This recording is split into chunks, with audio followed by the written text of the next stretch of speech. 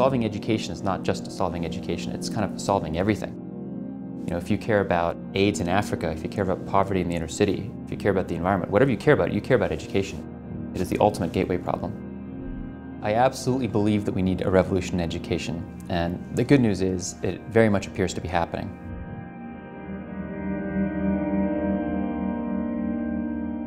The history of the human race is really a history of education.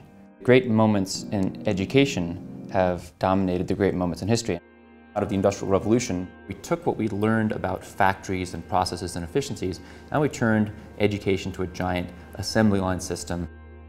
You'd never build a system like the one we have today if you're building it from scratch. It's a crazy system. It's intuitive that not everybody has the exact same learning style and works equally well for each kid, for each thing that they learn. Education is very, very slow to innovate, but when it does, two things happen. There's a kind of a Cambrian explosion of access, increased access, and also of improved quality simultaneously.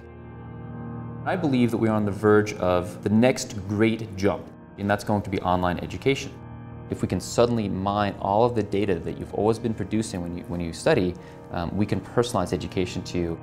We work with partners like publishers and schools, and we take their content, we make it adaptive.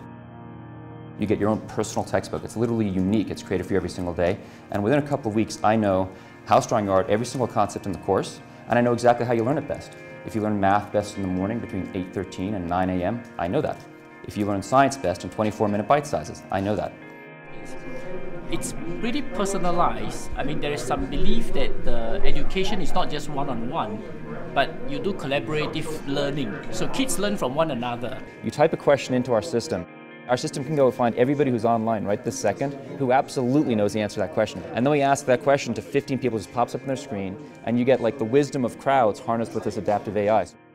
We can't teach the higher level critical thinking skills. We can't build the imaginations. That's what the teachers do. Online education is not going to supplant traditional education. It's going to be a supplement to it. Now, if you have a great teacher in the room with you, obviously that's better. Many people around the world don't.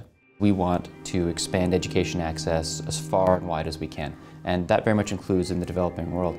Most of the price of a textbook is just wasted on paper and printing and shipping. So I believe we're on the verge of solving the access problem for the developing world. We're going to power about 1 million students starting this fall in the United States, but very soon thereafter we expect to start spreading all over the world.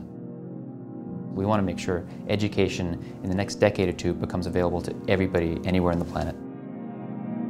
It could well be that the person who cures breast cancer is growing up in some Cambodian fishing village and will never be discovered. The world's best lecture notes on Hamlet might be sitting in some desktop in Dublin somewhere and shown to 30 kids a year. Well, we can actually unlock that trapped value for the first time.